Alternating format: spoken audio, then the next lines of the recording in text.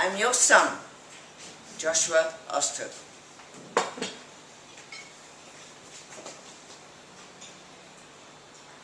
Tony was here on Monday. I know, because I mark off his visits on the calendar. I don't know if I've had the earrings since Monday. I can't remember. I'm having another look around the bedroom when I can smell something burning. I walk out onto the landing.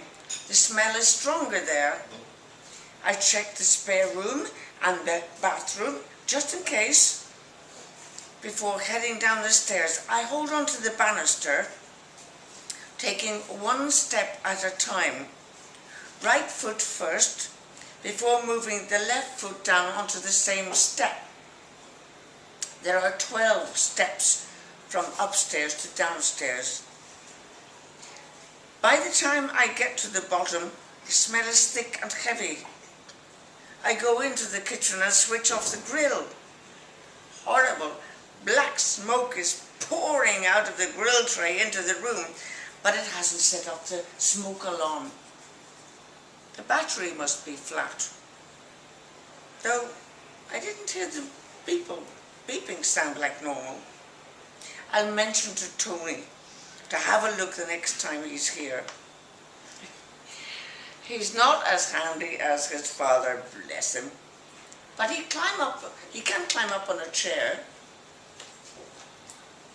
I open the back door into the garden, right next to the cooker, and leave it open. It's raining outside and there's such a chill it goes straight to my bones, but the smoke goes out that way and the air starts to clear. I was looking for something. My pearl earrings. I look again, starting at the top of the house and working my way down. I've lost things before and I don't want to talk to Tony until I'm sure. It's not something I want to be right about, but then it's not something I want to be wrong about either. If I'm going to speak to him. If his father were here, things would be different. Graham was always the calm one. Back up the stairs again. I swear, it's like climbing the north face of the Eiger getting upstairs these days. I should have checked the calendar when I was down in the kitchen, just to make sure that it was Monday that Tony came. I think it was. I remember him standing by the bureau in the living room, giving me one of his shifty smiles. He was always a mischief. When he was less than 8 weeks old, he caught the meningitis, and we had him in one of those glass incubators. Graham, God bless him, was beside himself. Tony was so small, and none of the other stuff had happened yet. He was just a tiny red thing, and he was in such misery, crying and crying. You don't know yourself properly until something like that happens. It's old-fashioned nowadays. But we prayed, me and his father. We were down on our knees praying together, and we said that no matter what, if the good Lord let us keep him, we'd never let Tony down. We'd bring him up in a Christian way, and he would never want for anything. I don't know if we failed, or if it's just that him up there decided to test us. My memory isn't what it was, so I write on the bedside pad all the places earrings could be. I tick them off as I go around the house, so I know that I've looked there. My memory started to slide a while back, and it's a worry. You don't feel it, it just happens. And when you try to recall things, it's like the traces of them has been washed out. They're just a white patch. That's why I make lists. I start with the bedside tables, jewellery box, every drawer in the bedroom. I get down to look under the bed, which is like fireworks going off in my knees, but I can't see anything down there. It takes a while to get back up, so I have a little sit down on the edge of the bed, check the list, and have a look around to see if there's somewhere I've missed. I hope so. I don't know if Tony caused his father's stroke. Graham said not, and Graham should know. I don't know why these things happen to people. I looked after my husband as best I could. And I have this different proposition back then. He called me his Florence Nightingale. So we had a real nurse who came in twice a week. Different nurses they were, on rotation. But you got to know most of them. I can't remember what the lazy one was called, but we liked Rosemary. I wish she came now. I could use some nursing, or just a chat. Someone to shine a light on things. I check the spare bedroom and bathroom again and do the list. There's nothing. I'm starting to feel sick in my belly. If I can't find them downstairs, then I'll have to ask Tony. I don't want to ask Tony. Have you seen them? I'll ask him, and he'll know what I mean. I could stay quiet. Some would say I should stay quiet, but that's not me. Not yet. Tony is the only visitor I've had in 3 weeks, on Monday. I know, because I mark off his visits on the calendar. Graham used to joke that if Tony was a horse, he'd be a long shot. Graham was big for the horses, but he only bet little amounts. Never more than you can afford to lose, he used to say. I don't need a man to be perfect, but he knew where he wasn't, and that was good enough for me. Tony wasn't really in the race, so you weren't betting on him to win so much as to see if he'd make it to the finish line. But he came to visit on Monday. He was standing right there by the bureau. He went to the shops for me and picked up my pension. And then he came and chatted for a bit. That was Monday. And he was standing there by the bureau. I climbed back down the stairs. With the crawling and the ups and downs, my legs are hurting. So I sit on the first step and slide my way down, using the banister railings to stop my bum bumping too hard. The list comes with me, and the pen, step by step, until they're low enough to grab from the hall. When I'm down, I reach through the railings to get them, then head into the living room.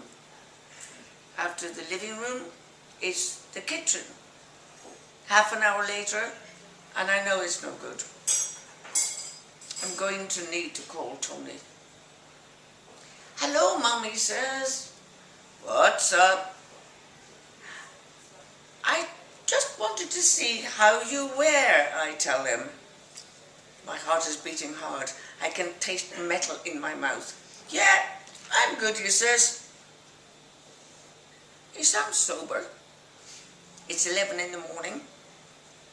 I can hear street noises round him. You? Yeah, I'm well, I say. Just wondering if I'm going to see you this week. see me again. He sounds surprised. I don't know, maybe. I'm a bit busy at the moment. I'll try. You working? I ask him. He's busy, he says.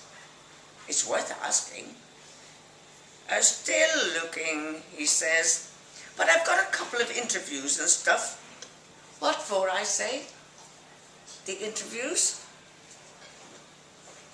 So I'll try and come round, he says. But probably after the weekend now.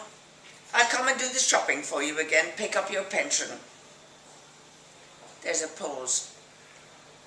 And I steel myself. He's about to finish the call, so I say it. I don't suppose you've seen my earrings, have you? I ask. I've been looking for them and I wondered. No, he says warily. I haven't seen them. The pearl ones, I say? The ones your father bought me when we went to Italy. He should know where they came from.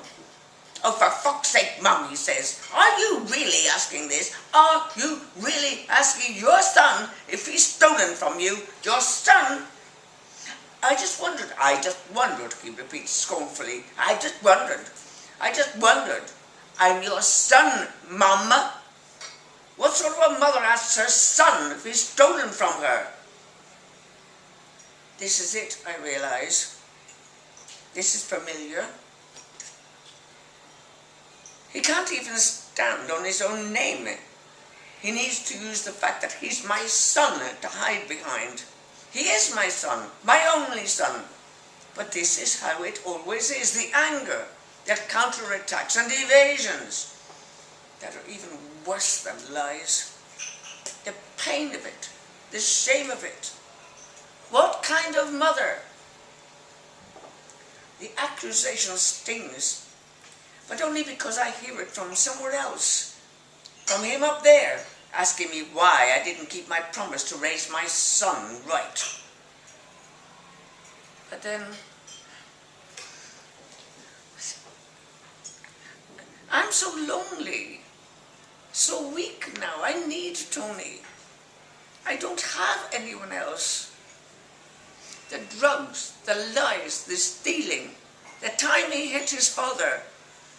You reap what you sow, I think to myself. Got nothing to say, he says to me. I just wondered, I say again. I'll have another look. You do that. I've not got your earrings. There's a pause. Look, I'm off, he says, satisfied with himself. I've got to see someone. Okay, I say, my voice trembling. I'm sorry, I just thought maybe a proper mother doesn't think that about her son, he tells me and hangs up. But I do. He went to prison for stealing.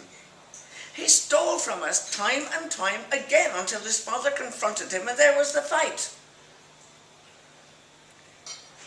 I sit there for a while. I'm not sure how long, feeling numb. Then I cry for a bit, just until it feels better and I'm numb again. Tired and numb and empty. I go into the kitchen to check the calendar. Tony was here on Monday. I wonder if the grill is cold enough. The smoke and most of the smell have gone out through the open door now, so I shut it. I pull out the grill tray and look at the black charred squares of bread sitting on it. I should have used the toaster, but it never gets things right. Anyway, in the bin with you two. I take them over to the pedal bin, lift the lid with a slippered foot. I'm about to drop in the slices when I see, at the bottom of the fresh bin bag, 2 pearl earrings. I lean forward slowly and lift them out. Then I drop the ruined toast into the bin. I feel elated, confused, and ashamed. I was wrong. It's good to be wrong. Now, to have been wrong about Tony. He might make it over the finish line after all. I'll call him later, maybe tomorrow, and tell him I found him. I do silly things sometimes, but I'm not paying attention. The burnt toast, the earrings in the rubbish bin, these things happen. Getting old. He has to understand that. He can let off steam, but in the end, he has to understand that. When I've apologized enough. But now, though, I need to go out and buy some more bread. Got my pension now. Tony collected it for me on Monday. It's on the calendar. Graham would be laughing at me. Not nasty, just at my silliness. I make my way to the bureau in the living room and look on the money shelf. The envelope isn't there. The envelope with the pension money in it. I take a breath.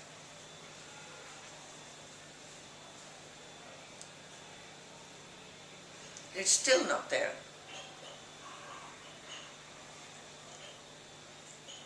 I take another breath and then start to write out a list of all the places it could be.